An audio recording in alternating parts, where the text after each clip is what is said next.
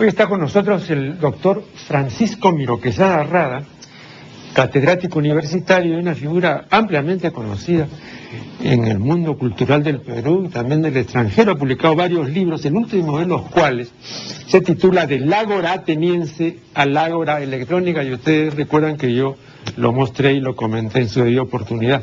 De modo que la más cordial bienvenida al doctor Miro Quesada, y vamos a conversar sobre algunos puntos, pues son muchos los puntos de este tema recurrente de la democracia.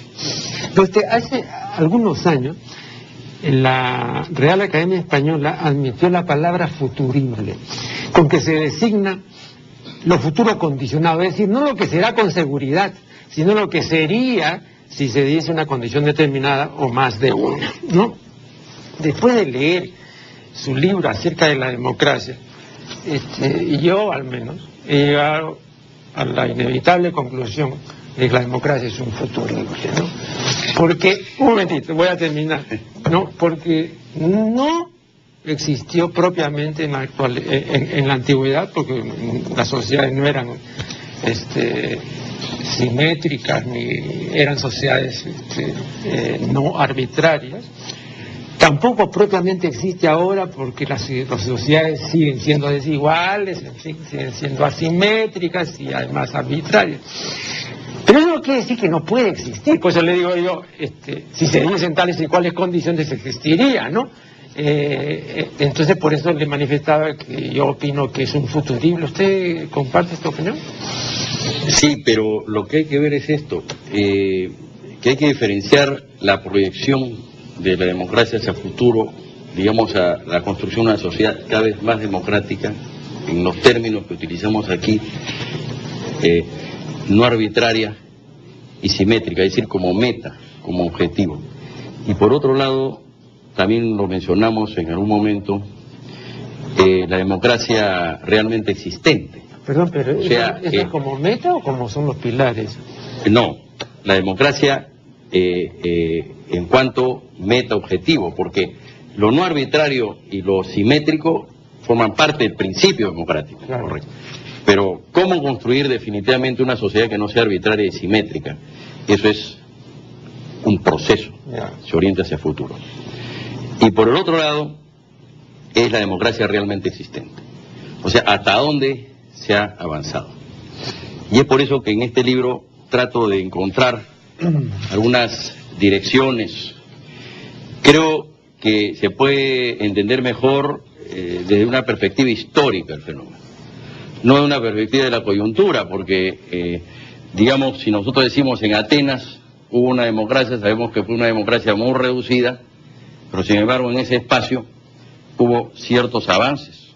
Por ejemplo, Solón derogó una ley en donde el campesino, si no pagaba la séptima parte de la deuda, entonces perdía su libertad. Entonces, eso es un avance. Hasta llegar a las democracias contemporáneas, que también son parte de un avance. ¿Por qué? Porque si nosotros comparamos la democracia del siglo XIX, donde solamente votaban los propietarios de las haciendas, o sea, que tenían rentas y podían pagar y votaban porque pagaban impuestos, a esta democracia donde todos los ciudadanos votan, o en la mayoría de los casos casi todos votan, entonces vemos pues que sí hay una evolución, un camino hacia buscar una sociedad más justa. Creo yo que la democracia es la forma política que se adecúa y se acerca más al ideal de sociedad justa, que además tiene que ser una sociedad racional. Y la racionalidad democrática implica personas racionales en el sentido que actúen con mucha información, con mucho conocimiento y que actúen también en el marco de un espacio en donde las leyes deben de aplicarse, deben de cumplirse, ¿no? Entonces, es un poco eso, ¿no? O sea, ¿cómo va la democracia hacia futuro? ¿Y cómo se ha ido construyendo la democracia hasta ahora? ¿Hasta dónde estamos? Por ejemplo, Dahl dice que es poliarquía, ¿no? Pero bueno, eso es un término que utiliza él, ¿no? La democracia, como no hay democracia en el sentido que no se cumple de manera perfecta el ideal de libertad y de igualdad, que son los dos elementos fundamentales, entonces Dahl dice, ahora no hay democracia, lo que hay es poliarquía. Algo parecido a la democracia. Ahora, estoy recordando que el padre Lancier, Hubert Lancier, a quien todos recordamos no solo por su labor en favor de los reclusos, sino también por sus juicios agudos y certeros, ¿no? Él dice en Los dientes del dragón, que es una de sus obras, ¿no?, que ha oído tantas veces hablar de una manera lírica y pomposa acerca de la democracia, que entonces él siempre que oye eso recuerda unos versos de Alfred de Musset que dicen así: he visto, dice Musset, la sombra de un cochero limpiar la sombra de una carroza con la sombra de un cepillo. Aquí sombra, desde luego, significa pues aparición vaga y fantástica de la imagen, ¿no?, de una persona o de una cosa ausente. Entonces, es común que se tome la democracia como una ausencia, es decir, como un ideal muy lejano, como una ficción y todo, como eso volviendo a lo del futurismo, como algo que podría ocurrir, ¿no? Pero no como un hecho real y concreto, ¿no? Y además cuando se mencionan casos concretos, ¿no?, siempre hay pues una serie de peros que se pueden, ¿no? Entonces, ¿por qué esta tendencia a considerar la democracia más bien como una sombra? No tiene muchos creyentes, como no sean puramente así nominales, ¿no? Bueno, depende, eso es relativo, porque en algunos países no tienen muchos creyentes porque, digamos, los gobiernos elegidos por el pueblo no son eficientes, o porque un número amplio de ciudadanos no ejercen o no acceden a sus derechos democráticos. Y entonces ven que sus derechos humanos son violados, se sienten excluidos y marginados. Entonces, desde esa perspectiva, sí habría una visión cuestionadora de la democracia, porque no hay una diferencia entre democracia como valor y como principio y la democracia en cuanto a su ejecución. Entonces, el gobierno elegido democráticamente no resuelve ciertos problemas concretos, ergo, la democracia es mala, no sirve. Bueno, eso es lo que decía pues un gobernante, usted recuerda, hace 50 años la democracia no se come. Sí, pues, y también de él decían, aunque ahora parece que es un lugar común, ¿no? Robó pero hizo. Y yo me acuerdo cuando era chico, escuchaba a la señora de Lima, yo era chico en los años 50, decía, fulano es tal, ¿no?, presidente de la República, militar, que dio un golpe de Estado con Bustamante, sabemos quién es. Entonces, a veces decían, no, que había robado. Bueno, robó, pero hizo. Entonces, esto es un problema de orden ético, pero voy a esto. En cambio, en sociedades donde la democracia funciona mejor, hay más transparencia, hay más participación ciudadana, hay más deliberación, hay mayores mecanismos de control, entonces la gente está más satisfecha. En la reciente encuesta que ha habido, el Latino Barómetro, el país de América Latina más satisfecho con la democracia, Uruguay, 66%. Perú, penúltimo, 17%. Ahora, yo no creo que la democracia sea culpable de eso. Yo creo que nuestros problemas trascienden, y creo en parte que es porque no ha habido democracia en el Perú. Creo que ha habido, es decir, la posibilidad de construir un modelo a partir del constitucionalismo liberal que nos viene del siglo XIX, nunca se efectuó. Nuestra sociedad históricamente ha sido oligárquica y conservadora, y entonces si es así, si es oligárquica no puede ser democrática. Sin embargo, se han ganado espacios democráticos. Y creo que esos espacios hay que seguirlos construyendo. Bueno, en todo caso diría, pues, si hay una sombra en la democracia, tendría que decir, pues, como Leonidas, lucharemos en la sombra, los que queremos en la democracia. Claro. ¿No? No, yo también no, pero claro, estaba recordando esto de que robó, pero hizo, etcétera. No es una cuestión, digamos, del ámbito latinoamericano, ¿no? Es una cuestión muy general. Vea, hay una expresión de Bernard Shaw que no tenía nada de latinoamericano. Y cuando se le preguntaba, ¿y usted qué opina de la democracia? Él decía, es una mayoría incompetente que elige a una minoría corrupta. Eso dicho allá, ¿eh? Entonces, hay siempre ese lastre. Algo también decía Bertrand Russell sobre eso, ¿no? Sí. Claro, Bertrand Russell decía que la democracia era un grupo de sabidos que se divertían con el voto de unos tontos, una cosa así. Bueno, pero bueno, está bien, pues esas son las críticas que se le puede hacer a la democracia. Pero habría que ver en qué medida, al margen de esas críticas, se puede avanzar en una mayor democratización, ¿no? Probablemente, pues, ¿a qué se referían sobre todo Shaw y Russell? Al hecho de una democracia de aquella época que era una democracia mucho más restringida. Por ejemplo, Marx. ¿Por qué Marx? Perdón, me están indicando, un segundito, me están indicando que debemos hacer un corte. Después volvemos. Primer corte. Estamos dialogando con el doctor Francisco Miro Quesada Rada, y yo citaba a Bernard Shaw y él después citó a Russell, ¿no? Acerca de una serie de inconvenientes que son perfectamente demostrables, como la corrupción, los robos, etcétera. Sí, pero la corrupción no es de la democracia, no hay corrupción en las dictaduras también, ¿no? Sí, pero no podemos atribuir a democracia a corrupción, ¿no? O sea, puede haber corrupción en la democracia, también. Pero la diferencia es al revés también. Un día recuerdo yo, un venezolano me decía, vea, Vicente Gómez se quedó 35 años, pero dejó superávit, no robó.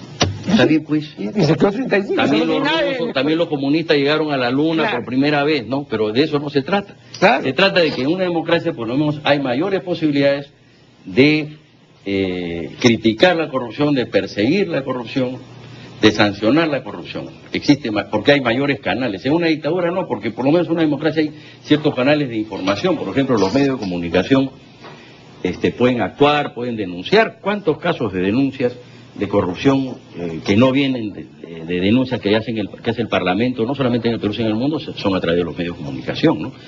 Entonces yo creo que hay un avance, yo creo que hay un progreso en ese sentido, ¿no? Ahora, yo quisiera someter a su consideración lo siguiente. Vea, Luis León Herrera, en una serie de artículos sobre la democracia, algunos de los cuales se publicaron en El Comercio. Sí, claro, cómo no. En el suplemento. Sí,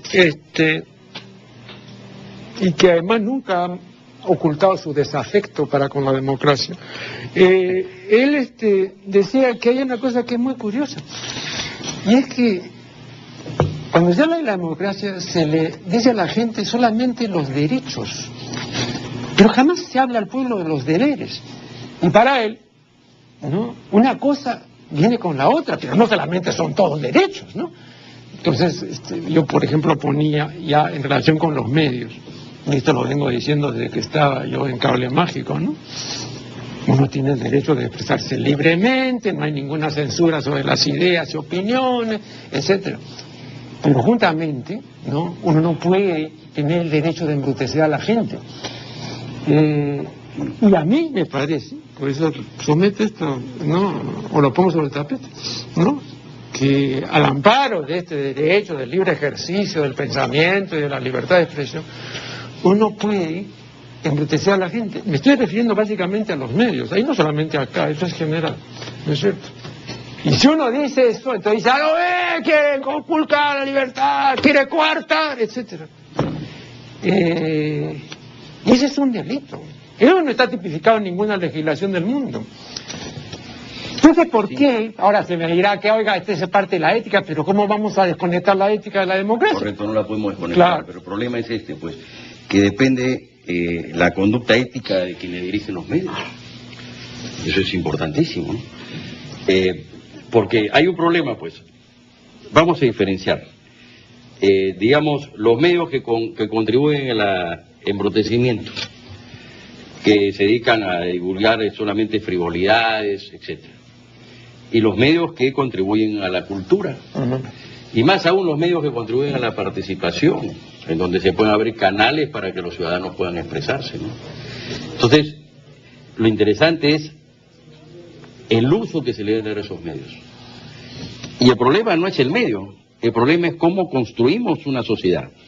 Si el mundo puede tender hacia la democracia y vamos a construir una sociedad democrática, entonces los medios van a utilizarse con criterio democrático, en el sentido que el ciudadano, por eso esto del Internet hasta cierto punto, por supuesto, claro. Puede interactuar, puede conectarse, no solamente va a votar, no solamente va a digamos, a votar y se acabó el problema, va a deliberar, porque la democracia es lo que estamos haciendo aquí. estamos deliberando, estamos intercambiando puntos de vista y opiniones. ¿Qué es lo que pasa? Vamos un poco a retroceder a los fundadores de los Estados Unidos. ¿Y qué decía Jefferson, Jay y todos ellos? La racionalidad democrática tiene dos aliados, la ciencia y la ley. Y decían además que lo que se quería era una sociedad de hombres informados, que tuvieran información y que tuvieran conocimiento para poderse expresar. En principio es así, en una democracia... pero entonces en ese sentido no hay democracia. No. Porque ese es el distingo también que usted lo conoce perfectamente, que establece ya en varios de sus libros Sartori. Una democracia que solamente sea demopoder y que no sea demosaber. No, correcto, pues no, todavía no es terminado. La información como base del conocimiento. No basta solamente información. Entonces, esa es una idea, pero tiene que haber primero información, porque si yo no tengo información, pues, ¿cómo va a adquirir el conocimiento? Personas que tengan información, conocimiento, y hablando de derechos. ¿Por qué se habla tanto de derechos? Porque la democracia es precisamente la expresión de la conquista de derechos, que esto también históricamente contra las dictaduras, contra las monarquías absolutas. Yo sé que Pepe dijo eso, es verdad, los deberes, los ciudadanos deben asumir sus deberes. Me refiero a Pepe, claro. Yo creo a quien conozco mucho, ¿no? Pero lo importante son los derechos. Porque los derechos se ganan. Por ejemplo, el derecho a la sindicalización. No, perdón, usted bien lo sabe. Perdón, en el siglo XIX no había... pero una observación. Hablando de este distingo, ¿no es cierto? De estar informado y de tener un corpus de conocimiento. Ya, en la democracia, pueden manifestarse los analfabetos, los ignorantes. No, digo esto, porque ahí hay que ser maoísta. Yo acá he recordado lo que decía Mao Zedong, ¿no es cierto? Vean, el que no ha investigado una cosa, el que no ha estudiado no tiene derecho a hablar. Acá cualquiera tiene derecho a hablar. Bueno, Mao se equivocó. No se puede equivocar. Se puede equivocar porque como decía Bertrand Russell, no, decía, yo quiero mucho a mi amigo, aunque sé que esté equivocado, porque tiene derecho a opinar, aunque esté equivocado científicamente, pero el derecho a opinar es un derecho, está en el ser humano, es un derecho natural, yo opino. No, pero tiene que ser, pero usted como filósofo, como estudioso, no puede... No, yo no soy filósofo, yo soy politólogo. Ya está bien, pero digamos... Los filósofos son una cosa más profunda. Pero no puede uno, digamos, simplemente en el ejercicio así, en el aire, ¿no? Sí, pues tiene que decir algo No, pues correcto. Pero lo que pasa es esto, pues, que en una sociedad donde todavía no está avanzada los valores democráticos como la nuestra, no existe políticas para poner en práctica la divulgación de los principios y los valores democráticos en la sociedad. No deben de haber analfabetos, correcto. Es un delito que haya analfabetos. Pero mientras haya analfabetos, tienen derecho a expresarse y tienen derecho a votar, porque son seres humanos. Y la democracia no hace distingo. No, la aristocracia hace distingo. Y claro, también la aristocracia del conocimiento. No, pero hay una nivelación peligrosa, ¿no? Porque imagínese usted, el analfabeto no sabe nada y todo de repente usted lo ve pues en el Congreso. Yo creo que muchas veces, pero perdón, yo creo que muchas veces incluso el que sabe más puede ser más manipulable que el que lo sabe, ¿no? Pero el hecho es lo importante, respetamos a la individualidad, al ser humano como ser humano. El asunto es que no hay analfabetos, y el asunto es que en el Perú tenemos que terminar con el analfabetismo.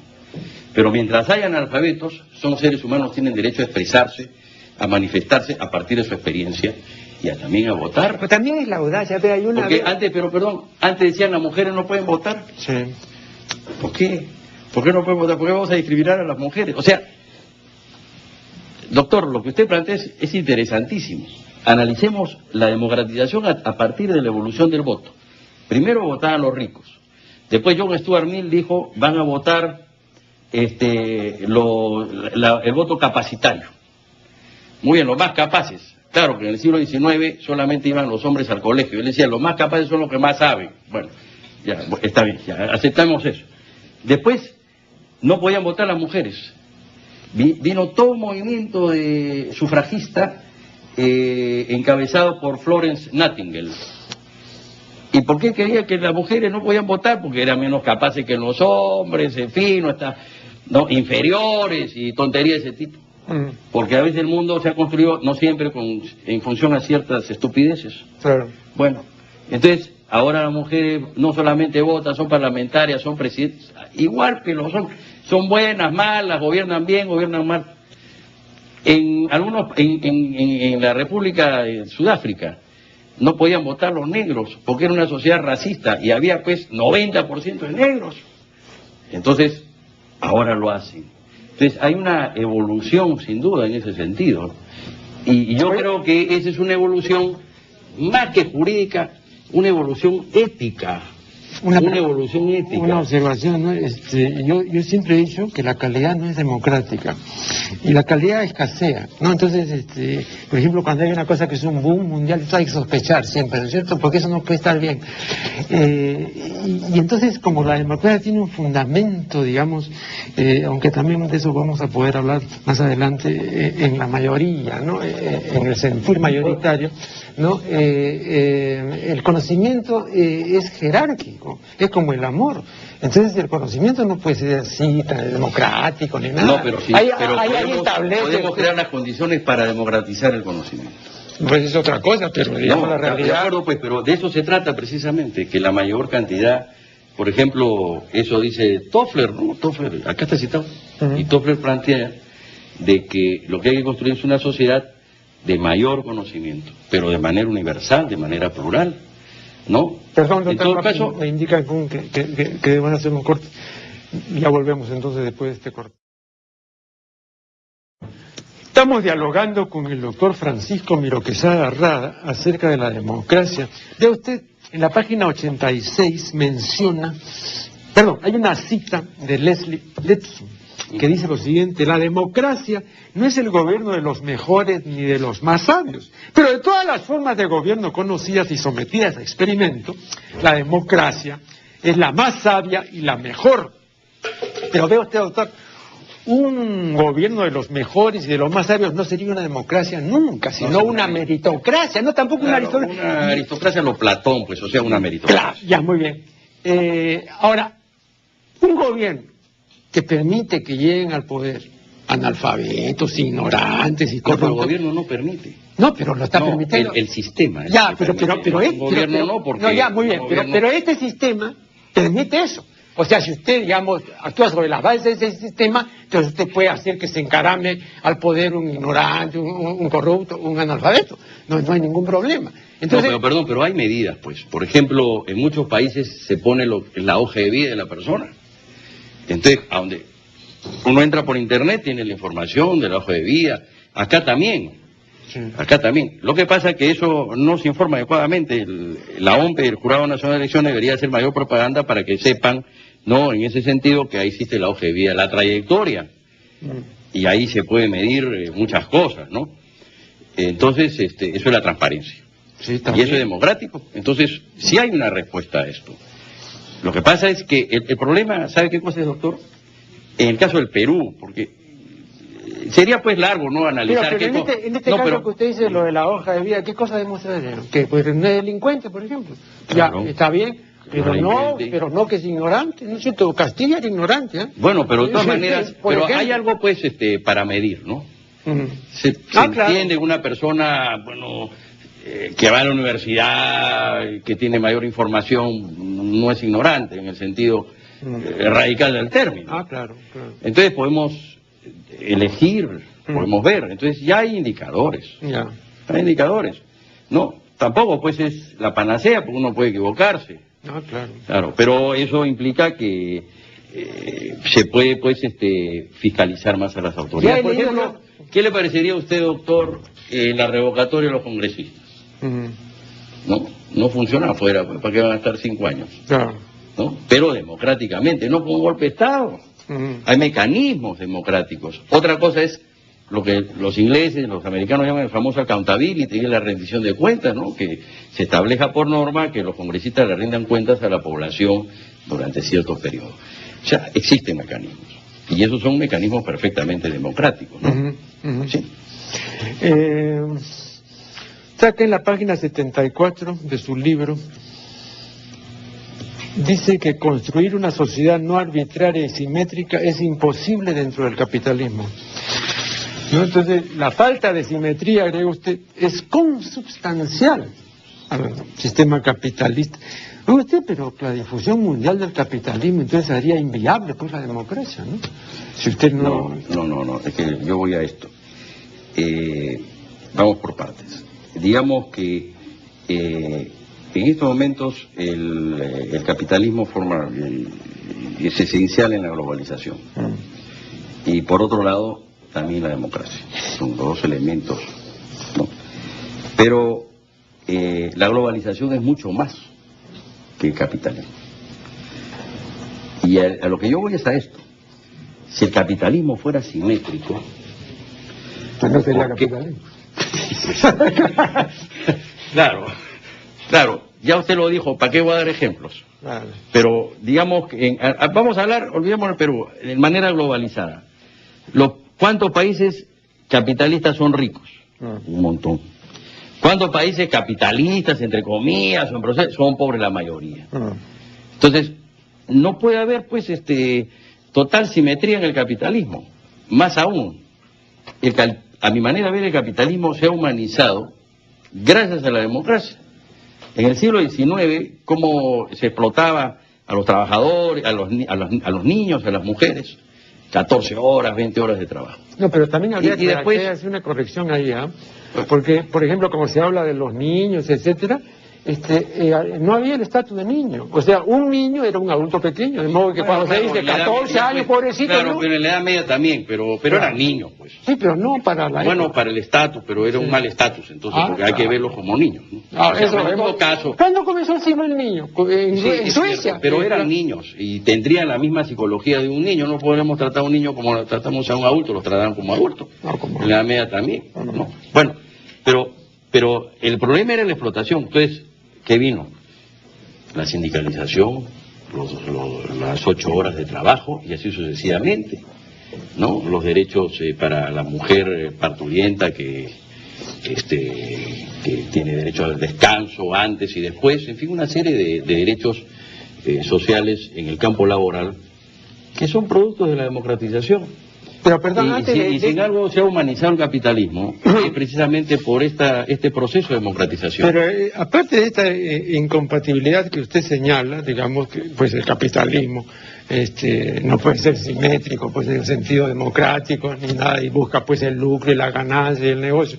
Muy bien, pero a los capitalistas y a los empresarios tampoco nunca les ha importado si está con una dictadura de turno. No les ha importado. ¿No? Hay muchos ejemplos, por ejemplo, los empresarios... Bueno, depende, hay de todo. No, pues en Pinochet. Porque tampoco podemos Pinochet, ¿cuántos años se quedó? Por eso, no.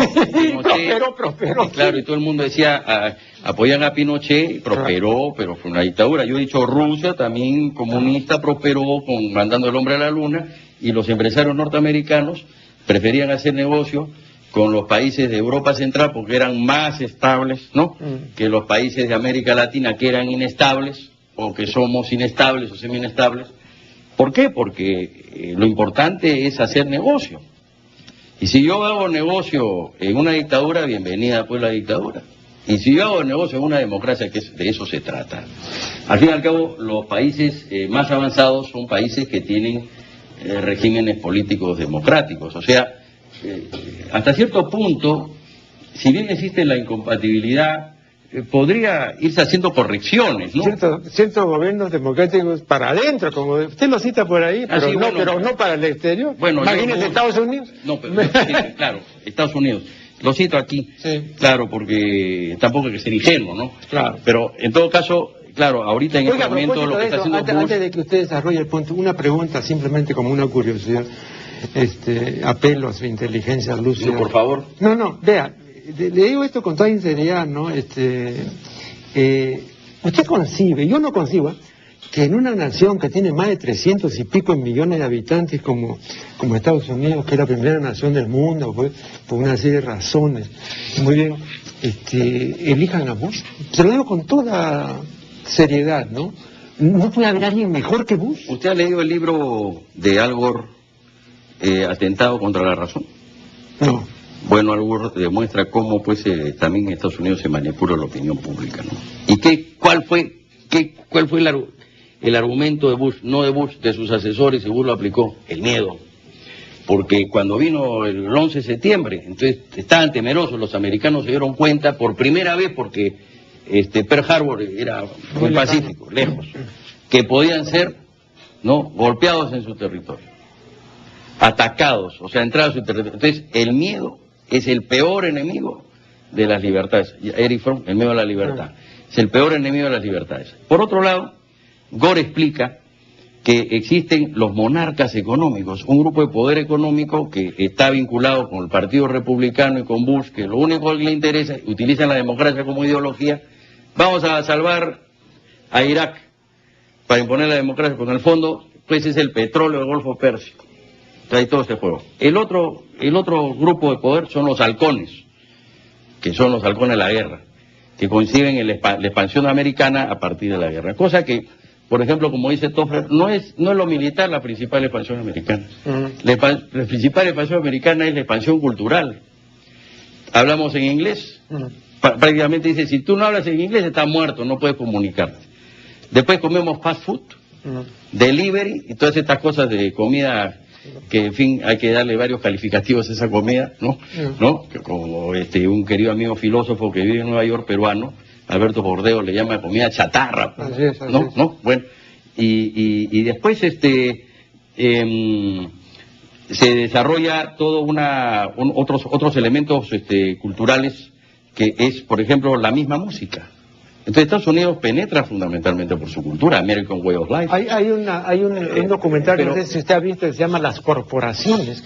Entonces resulta que también estamos manejados por las corporaciones. En parte sí, pero tampoco caigamos en esa cosa tenebrosa, pues, que unos empresarios del mundo desarrollado se van a poner de acuerdo para explotar a los otros pueblos. Existe lo que... pero me parece ingenuo pensar que no, claro, va a ser así, ¿no? No, pero perdón, vamos por partes. Existe lo que Perú llama la empresa de structure, o sea, el agarro estructural, que al margen de sectores que quieren tener ganancias y beneficios, hay un condicionamiento sociocultural, y aquí está precisamente la ideología, porque los valores del capitalismo, las creencias del capitalismo, se imponen como si fueran creencias universales.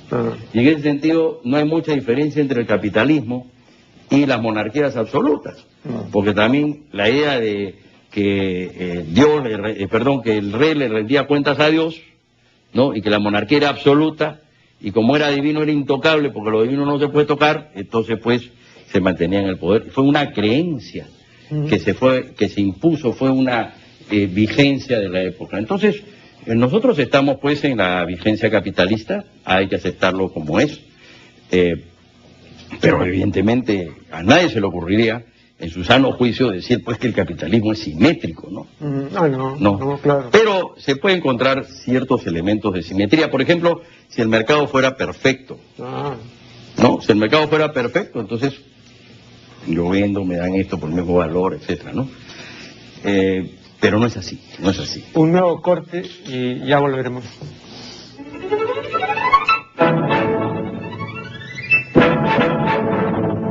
Seguimos dialogando con el doctor Miro Quesada acerca de la democracia. El hecho de que en una democracia la mayoría triunfe y se imponga, no quiere decir que la mayoría tenga razón, ¿no? Lo que significa es que los más pesan más que los menos, ¿no? O sea, ya es un argumento cuantitativo, es la elocuencia del número.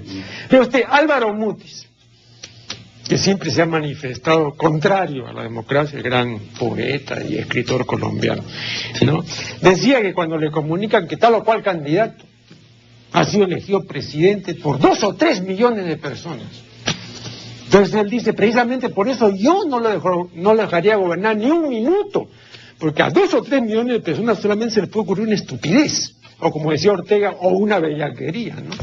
Entonces, ¿usted considera que el hecho mayoritario, numérico, es suficiente argumento para decir que la mayoría tiene razón? No, porque la democracia no es solamente cantidad, es calidad. Pero evidentemente no podemos dejar de lado el número es importante. Y eso del número... Además hay una cosa, la democracia no es el poder de la mayoría.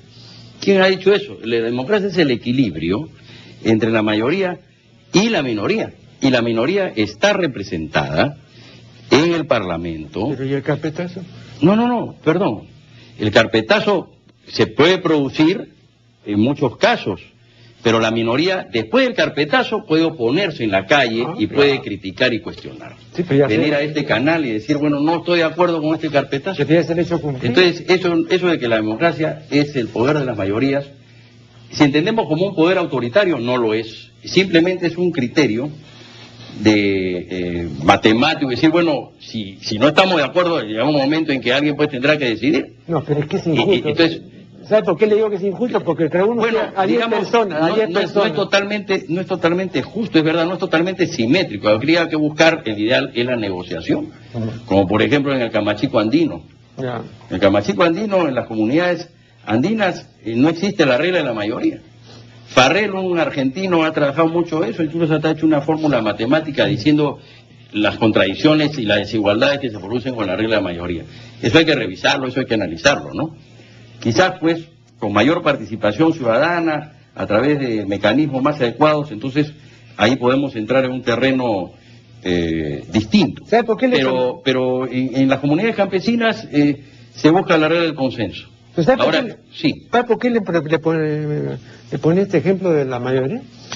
Por algo que nos ha enseñado en un terreno completamente distinto y del cual yo también me he ocupado en un trabajo que no tiene nada que ver con esto, pero lo traigo rapidísimamente a colación.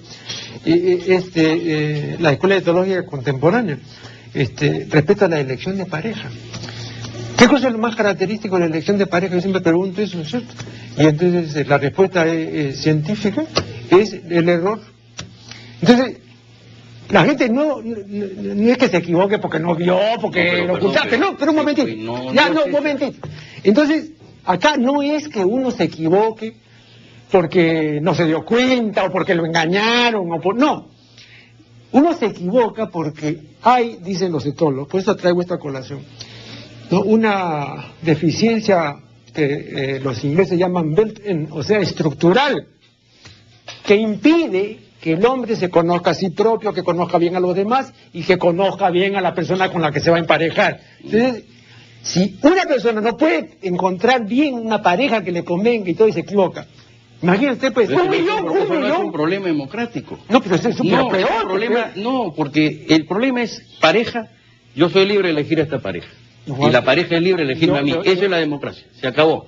Si son 10 pero no es y los otros 5 son 1 millón perdón, claro. Bueno, entonces las posibilidades son 1 millón de veces la posibilidad puede ser, pero puede haber también 1 millón de veces de acierto. ¿Por qué partir del criterio de siempre del error? Claro, la tendencia, pues es cierto, está bien lo que usted dice, no, la tendencia es el error, pero por ejemplo dice, los pueblos se han equivocado. ¿Por qué se han equivocado? Los pueblos eligen y son los gobiernos los que se equivocan. Y los gobiernos ofrecen.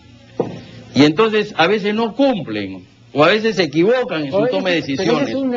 La democracia no puede medirse en que si se equivocó o no se equivocó. Sí.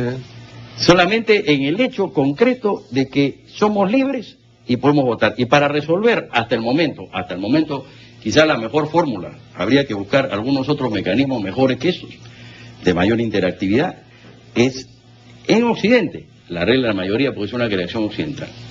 No así, por ejemplo, en la comunidad andina, que es la regla del consenso. Ahora, la regla del consenso tiene un problema, que si no se ponen de acuerdo no se toma la decisión. Ahora, yo sí creo, como sostiene Bobbio, que la democracia busca un equilibrio, o es un equilibrio de alguna manera, entre el consenso y el disenso. Y entonces, así como funciona la regla del consenso, así como funciona la regla de la mayoría, también hay una minoría que puede oponerse, que puede cuestionar en el Parlamento, a través de los medios de comunicación, en la calle. Y otra cosa muy interesante, que esa minoría puede convertirse en mayoría, pero entonces puede haber un reemplazo. Pero con una diferencia. Vea,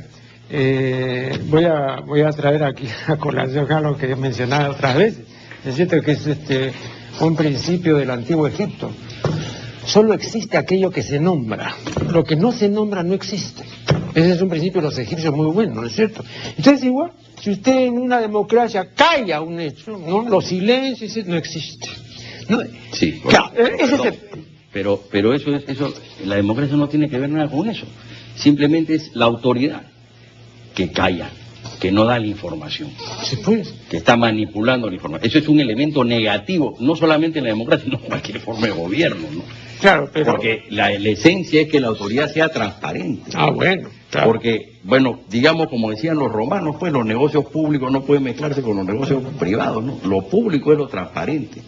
Lo que pasa es que aquí de la colonia tenemos una cultura del secretismo y el cuchicheo espantoso, que se manifiesta pues también en la estructura del Estado. Yo creo que... De que no se enteren, porque, ¿saben qué? Somos, pues, el pueblo es una manga de brutos, entonces no pueden enterarse de lo que hacen los tecnócratas del aparato estatal. También hay No, otra porque cosa, no que es tan complejo el asunto, que a veces el pueblo se deja fácilmente seducir por el hecho rápido, concreto y directo. Sí. Digamos, le voy a mencionar no sé si te conoce este ejemplo rápidamente de Darwin.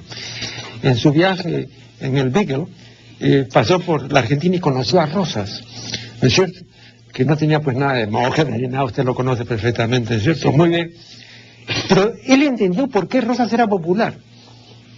Pasa por el pueblo y estaba ahí, y entonces se reúnen en la plaza y le dicen, este de acá, que vendría a ser algo así como el subprefecto, ¿no es cierto? ¿No? Ha cometido esto, ya ha hecho esto de acá y esto de acá, no puede ser.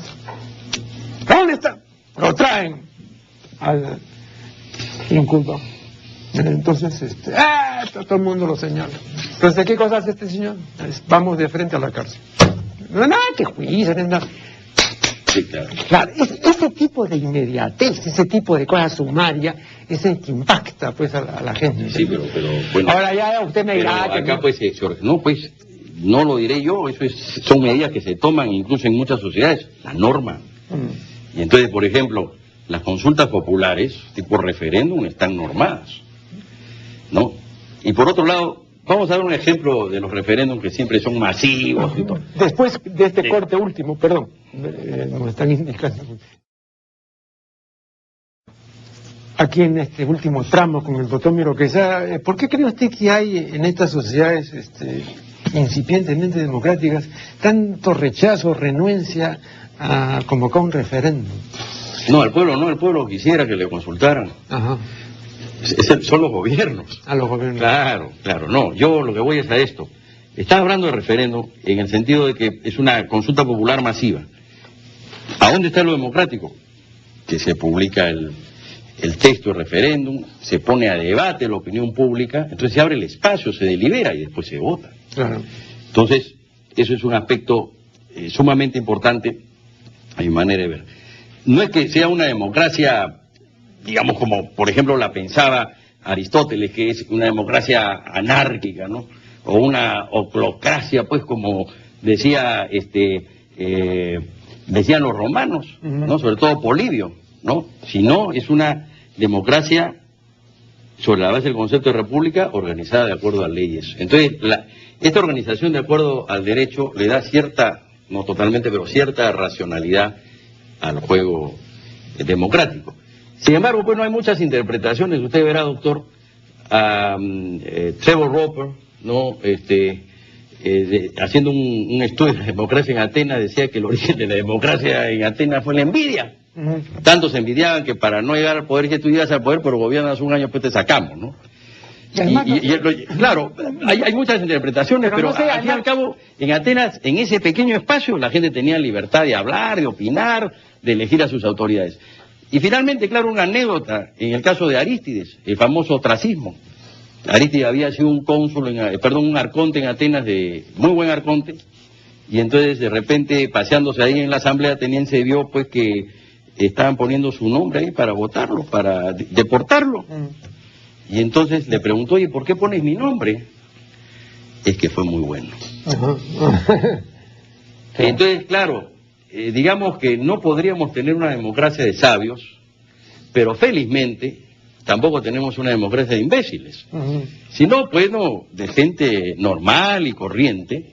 Y yo quisiera, no sé, si queda poco tiempo, con una famosa expresión de Paine, el concepto de the common sense. Ajá. Porque ¿qué cosa nos hace iguales? Napoleón decía que es el menos común. Usted es más sabio que yo, pero ¿qué nos hace iguales? Que tenemos sentido común de las cosas. Y un analfabeto también tiene sentido común de las cosas.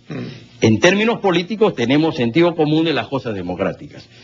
Y por lo menos un analfabeto sabe que en democracia se vota y que en una dictadura no se vota. Entonces, no nos iguala por el momento ni la riqueza, ni el poder, ni el conocimiento. Digo por el momento porque abrigo la esperanza de que a futuro sea mejor. Pero lo que sí nos iguala es tener el sentido común de las cosas. No, yo no soy filósofo, pero por lo menos sé para algo sirve la filosofía. No soy médico, pero tengo una idea de que la medicina es útil y sirve. Claro. Y etcétera. Entonces, en la democracia, ¿qué cosa es lo que nos hace iguales? The common sense. El sentido común de las cosas políticas. Bien, ha sido la voz y presencia de Francisco Miro Quesada Rada, a quien agradecemos por su valiosa colaboración, y con ustedes será hasta el programa siguiente.